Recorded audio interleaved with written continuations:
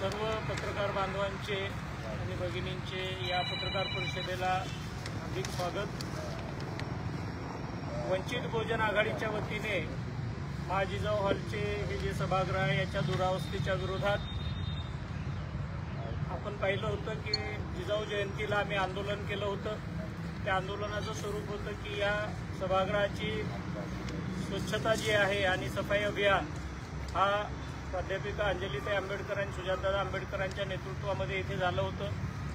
त्याचबरोबर शहरभर वेगवेगळ्या चौकांमध्ये या सभागृहाची तातडीने दुरुस्ती झाली पाहिजे, त्याचं नूतनीकरण झालं पाहिजे म्हणून 21 चौकांमध्ये वंचित बहुजन आघाडीच्या वतीने आपण स्वाक्षरी अभियान राबवलं होतं आणि या स्वाक्षरी अभियानामध्ये जवळजवळ 1 लाख नागरिकांनी स्वाक्षऱ्या केल्या होत्या आणि त्या स्वाक्षऱ्या झाल्यानंतर आम्ही जिल्हाधिकारी कार्यालयामध्ये त्या स्वाक्षऱ्यांचा गठ्ठा घेऊन गेलो होतो। त्या ठिकाणी चर्चेसाठी आम्ही कार्यकारी अभियंता बांधकाम विभाग यांना पाचारण केलं होतं आणि मग आरडीसीकडे जेव्हा बैठक झाली त्यावेळी कार्यकारी अभियंता अत्यंत बेजबाबदारपणे उत्तरं देत होते आणि त्याविरोधात सुद्धा वंचित बहुजन आघाडीच्या कार्यकर्त्यांनी पदाधिकाऱ्यांनी तिथे ठिय्या आंदोलन दिलं आणि मग ठिय्या आंदोलनाची परिस्थिती अशी झाली की त्यांना आम्हाला हमी द्यावी लागली। ज्या पद्धतीने प्राध्यापिका अंजलीताई आंबेडकर यांनी अल्टिमेटम दिला होता की 19 फेब्रुवारीपर्यंत या सभागृहाच्या संदर्भातला निर्णय त्यांनी घेतला पाहिजे। मला सांगायला आनंद होतो की आमच्या या सगळ्या आंदोलनाची फलश्रुती अशी आहे की आज वर्तमानपत्रामध्ये 1,51,00,000 रुपयाच्या या सभागृहाच्या नूतनीकरणाची जी जाहिरात आहे निविदेसंदर्भातली ती प्रकाशित झालेली। ही जाहिरात प्रकाशित झाल्यानंतर अद्यापही आमचं म्हणणं असं आहे की ज्या पद्धतीने त्यांनी इथे नूतनीकरण करायला पाहिजे ते केवळ डागडुजी करून चालणार नाही। म्हणून वंचित बहुजन आघाडीच्या जिल्हा परिषदेच्या वतीने आम्ही एक प्रस्ताव जो आहे तो जिल्हा प्रशासन आणि इथल्या कार्यकारी अभियंत्याला देणार आहोत की या जागेच्या देखभालीची जबाबदारी त्यांनी वंचित बहुजन आघाडीच्या जिल्हा परिषदेला दिली पाहिजे।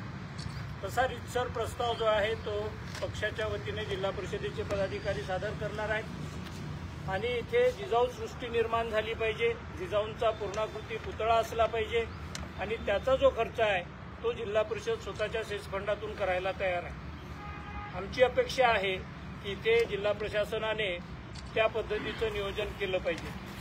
दुसरं महत्त्वाचं आहे की ह्या नूतनीकरणासाठी जे 1,51,00,000 रुपये आलेले आहेत त्याचा वॉच जो आहे तो वंचित बहुजन आघाडीचे कार्यकर्ते करणार आहेत आणि म्हणून आम्ही स्वतःच 19 तारखेला सकाळी 10 वाजता ॲडव्होकेट बाळासाहेब आंबेडकरांच्या उपस्थितीमध्ये इथे एक कार्यक्रमाचं आयोजन केलेलं आहे। त्या कार्यक्रमामध्ये वंचित बहुजन आघाडीच बाळासाहेबांच्या हाताने उधळ मारून इथल्या कार्यक्रमाचं या नूतनीकरणाच्या कार्यक्रमाचं भूमिपूजन करून घेणार आहे।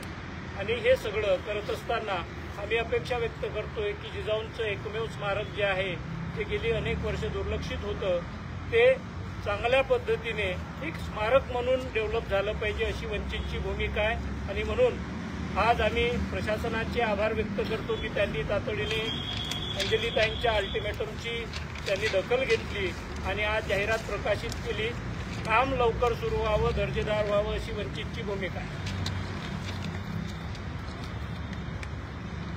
या संदर्भात आपले काही प्रश्न असतील तर कृपया विचारा.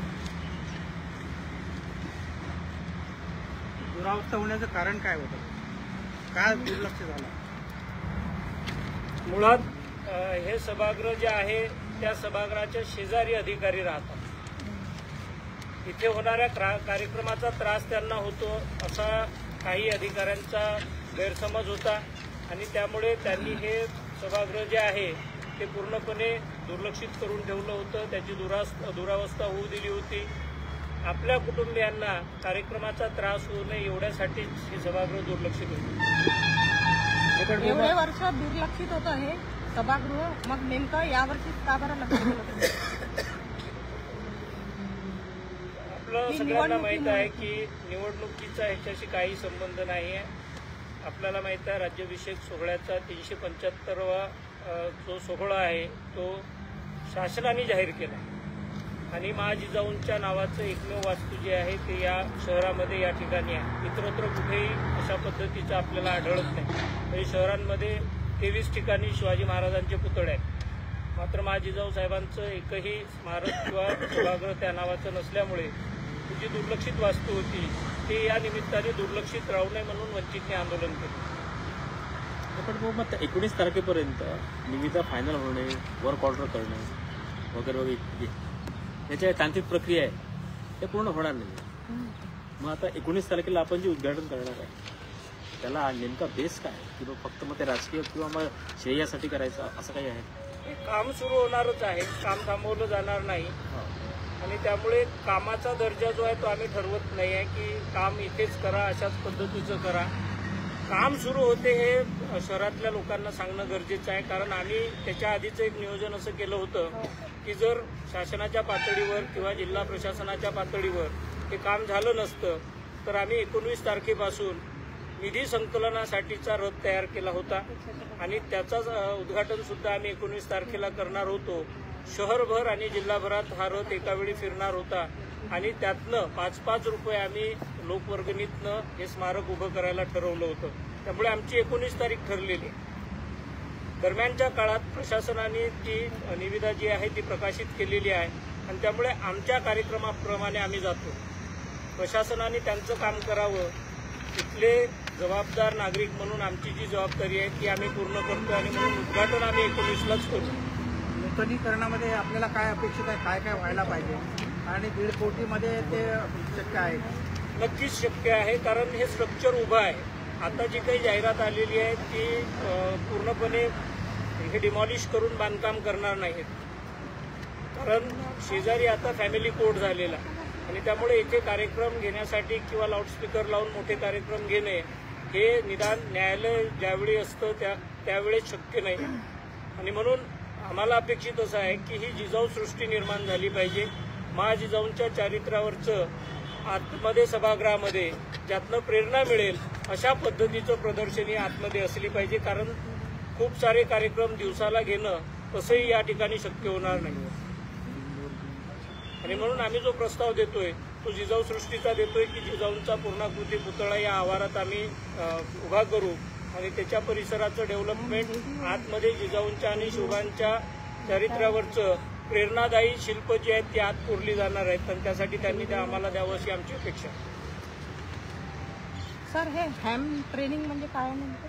हॅम ट्रेनिंग ते त्यांना ज्या पद्धतीने मनुष्यबळाला विकसित करण्यासाठीचे प्रशिक्षण द्यायची असतात, जी इंडोअर असतात, अशा पद्धतीचं प्रशिक्षण तांत्रिकदृष्ट्या देण्यासाठीचं ते डेव्हलप करण्याचा त्यांचा प्रयत्न. ते सध्या